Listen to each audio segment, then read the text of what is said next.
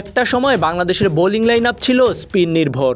জয় পেতে মোহাম্মদ রফিক, আব্দুর রাজ্জাক, সাকিব আল হাসানদের পারফরম্যান্সের উপর নির্ভর করতে হতো টাইগারদের। তবে যুগ পাল্টেছে, ক্রিকেটে এখন চলছে পেসারদের রাজত্ব।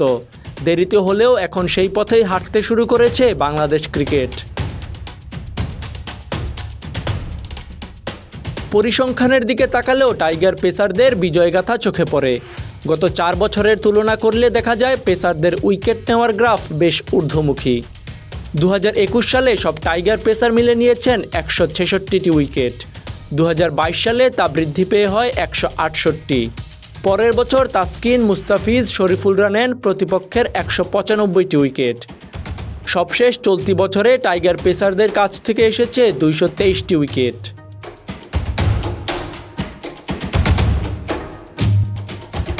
পেসারদের এই উত্থানের সূচনাটি করেছিলেন মাশরাফি বিন মুর্তজা। 4 পেসার নিয়ে প্রতিপক্ষের বিরুদ্ধে বোলিং অ্যাকশনে যাওয়ার সাহস দেখিয়েছিলেন নড়াইল এক্সপ্রেস। মাশরাফি, রুবেল চলে গেলেও আর পেছনে ফিরে তাকাতে হয়নি দেশের পেস ইউনিটকে।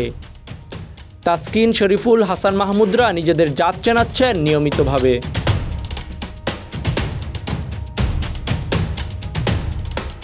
কয়েক মাস আগেই 152 কিলোমিটার স্পিডে বোলিং করে বেশ আলোড়ন ফেলে দিয়েছিলেন নাহিদ রানা। দেশের ক্রিকেটে এমন গতির ঝড় উঠলে অন্য সব দলের মতো বাংলাদেশও পাবে বাড়তি সুবিধা।